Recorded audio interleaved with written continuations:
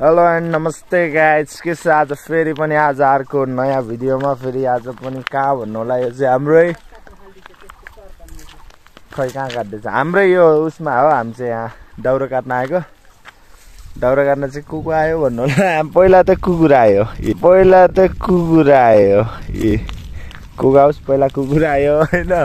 त्यसपछि चाहिँ हाम्रो आमा आउनुभयो। आमा के छ भन्नुहोस् त। ए कारा काट्छु के हुने हो के छ भन्नु अन्त त। ल ठिक छ। उता चाहिँ हाम्रो आन्टी हुनुहुन्छ, उहाँ हुनुहुन्छ हाम्रो आन्टी चाहिँ। हाम्रो आमाखेरि मेहनती हुनुहुन्छ। यस्तो गाउँघरमा नै दुःख गर्नुहुन्छ। मनी यहाँ उस दाउरा बोक्न आएको गाइज।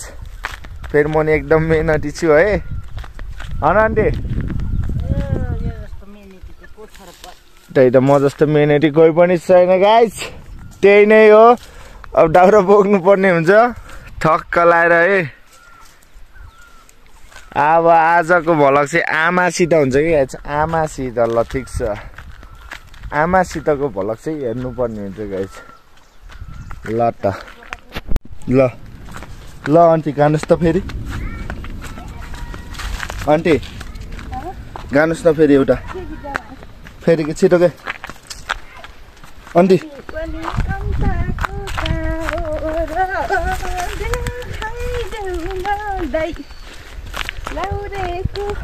रुक्नुहोस् है।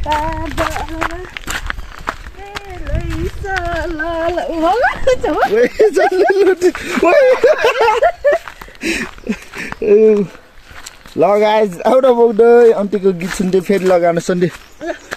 गुराँसहरू चाहिँ खतरा फलेछन्। अहिले फोटो खिच्न पर्छ।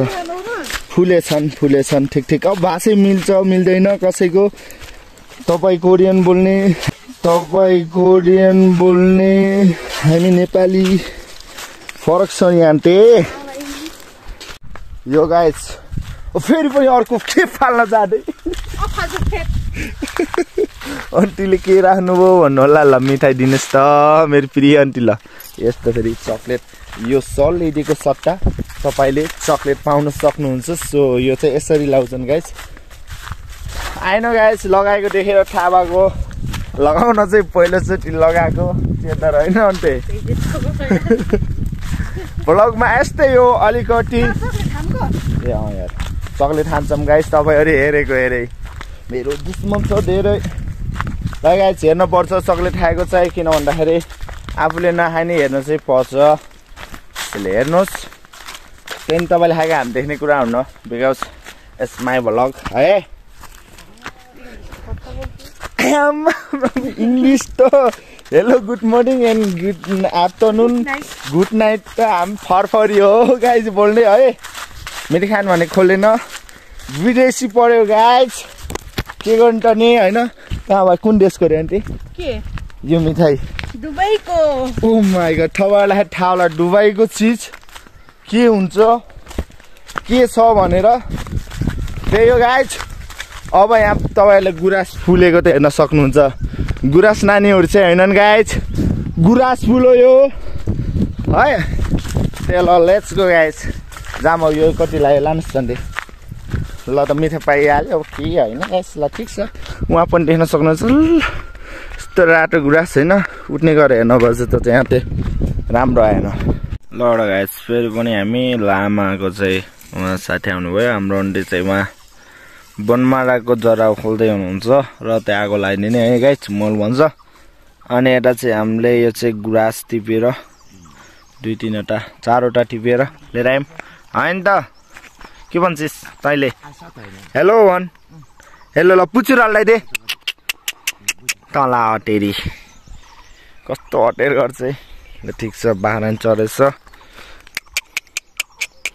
हान्ने जस्तो छ कि कुकुर त भनेको मान्दिनँ, तर नि हान्दैन फेरि मैले। बिनहरू हामी अहिले आगो लगाउँदै। यहाँ चाहिँ म अब आगो लगाइदिइसकेँ। यहाँ आमा चाहिँ अरू खोज्दै हुनुहुन्छ। माथिबाट चाहिँ झरा हालेर गाइज टक्क लाएर आगो बोल्दैछन्। जे होस् खत्रै छ है। हामी उहाँ गएको चाहिँ हिजो बनाएको भिडियो चाहिँ त्यहाँ हो। ल ठिक छ। पारी हुन्छ यस्तो छ। आगो अब एकैछिनमा बोलिहाल्छ है। लगाएपछि आगो पनि खत्रै लागिसकेको अवस्था, यत्नै जाँदा नि पोलिरहेछ टक्क लाएर। आज चाहिँ आमाको कामलाई देखाइदिउँ भनेर चाहिँ म आज आचो खाँथेँ। उस आमाले काम गरेको भिडियो बनाइरहेछु गाइज है। त्यस्तो मैले चाहिँ अब भिडियो बनाइदिउँ आज आमाको देखाइदिउँ भनेर, नत्र नि अरू बेला चाहिँ मैले नै गर्थेँ यस्ता काम। आज चाहिँ आमा गर्नुहोस् भनेर आमालाई एक्सर्साइज है। ल ठिक छ, आज आमाको भिडियो देखाउनको लागि आमाले काम गर्नु पर्यो हैन आमा?